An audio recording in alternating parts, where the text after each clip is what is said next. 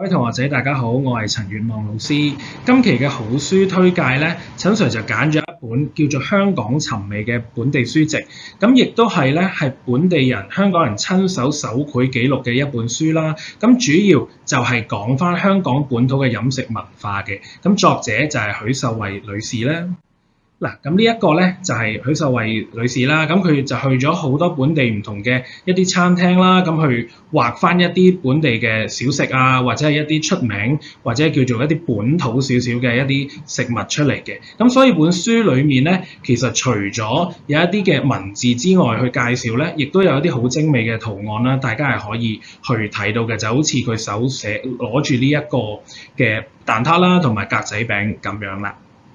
呢本書除咗會講一啲唔同嘅食物種類之外咧，其實都會帶讀者去重溫我哋香港好出名嘅大排檔啦、冰室茶餐廳啦、一啲咖啡館茶樓啊，甚至係蛇鋪、涼茶鋪呢一啲好港式嘅餐廳，去令到咧我哋即係叫做後代啲嘅人咧，都會認識多啲一啲叫港式情懷嘅東西嘅喎。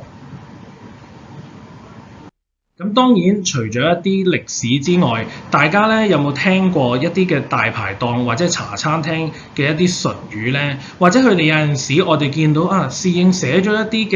嘅紙仔喺我哋張台度，係我哋所叫嘅嘢食。例如佢寫咗 C06，其實係代表啲咩咧？其實大排檔裡面咧，本書都有提及到咧。其實譬如凍鴛鴦，佢會就咁寫凍鴛啦。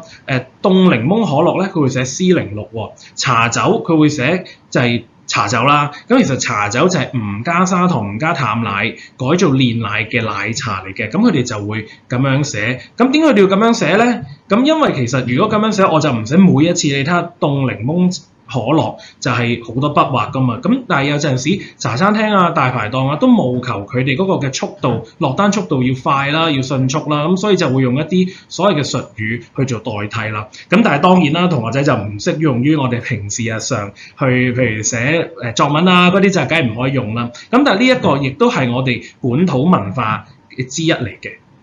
所以我哋可以睇到咧，其實本書咧都有提及過好多唔同嘅，即係不為人知嘅一啲所謂行內嘅術語，其實都真係幾有趣嘅喎。有陣時咧，我哋要速記啦，或者速寫嗰陣時咧，其實都可以以呢一啲嘅即係方式去記低一啲嘅資訊啦，從而令到我哋好快就可以記得到一啲嘅資訊啦。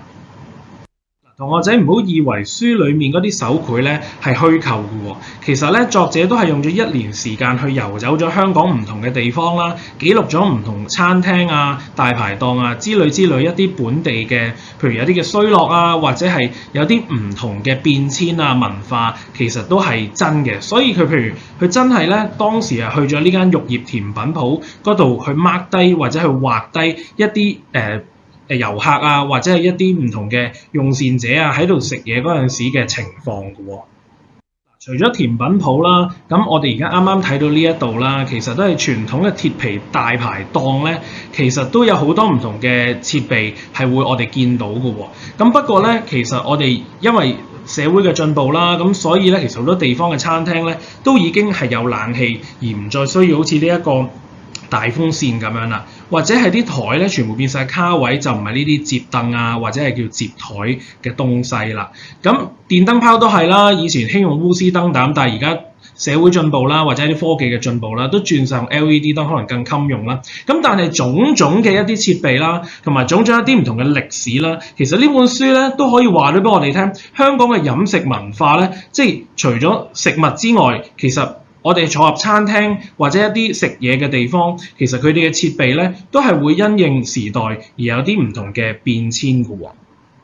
各位同學仔有冇聽過冰室呢一樣嘢咧？其實冰室咧係大排檔嘅引申嚟嘅喎。點解咧？因為最初期咧，冰室係冇一個熟食牌照嘅，咁所以咧佢就係攞住一個小食牌啦。咁其實佢可以提供到嘅嘢食咧，亦都未必可以好似大排檔一樣咁多嘅喎。咁其實所以咧，最初期嘅冰室咧就有啲似好似啲西洋產物咁啊，就好似有啲人下午就有杯咖啡啊，食個 cake 啊。咁其實呢一個咧係香港版冰室，就好似香港平民化嘅一個咖啡店啦。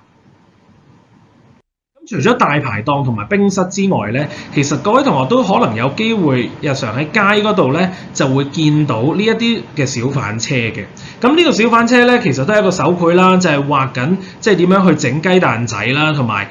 作者亦都訪問過呢啲小販點樣去傳統雞蛋仔嘅做法應該係點樣做啦，先會好食咁樣嘅。咁但係咧，其實都係一啲嘅社會變遷啊，同埋一啲嘅時代進步啦。因為呢啲小販車咧，其實以前啲小販有一部分咧都係冇牌照嘅，咁所以咧其實我哋食品安全問題啦，即係其實都越嚟越少見到呢一類型嘅小販車。咁好多呢啲小販車嘅老闆咧，都其實會大家都會見到啦，譬如佢會可能開咗一間小食店啦，或者係一啲叫專賣雞蛋仔鋪頭嘅一啲鋪頭去賣呢一啲嘅雞蛋仔啦。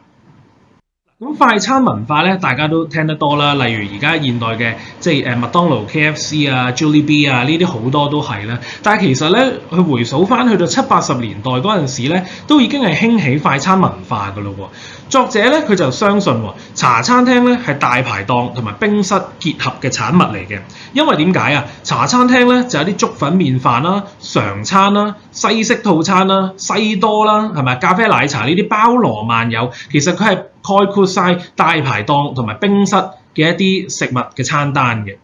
咁嗱，作者寫呢本書嗰陣時咧，咁其實原來佢都唔係一個食家或者係食評家嚟嘅喎，佢都唔係好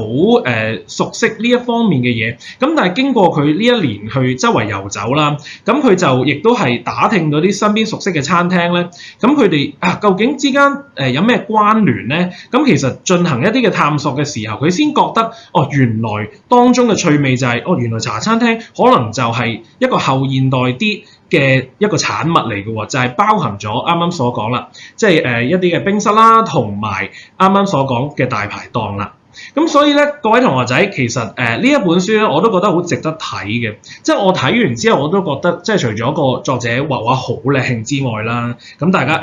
彈島咖啡店即係而家都有嘅，都仲有喺度嘅。咁其實都畫得雖然係卡通版咗啦，咁但係都真係畫得好靚啦，同埋好有以前我哋80、90年代本地嗰個味道喺度啦，咁所以同學仔即係除咗欣賞佢啲手繪之外，其實我哋都可以睇翻我哋本地文化嘅飲食文化點樣去變遷啦，即係點解西多會係我哋香港嘅一個比較出名嘅下午茶咧，係嘛？咁呢啲其實書裡面都係有提及過嘅，咁所以大家除咗食呢一啲嘅本地飲食之外咧，咁其實都可以去了解一下佢當中嘅一啲歷史啦。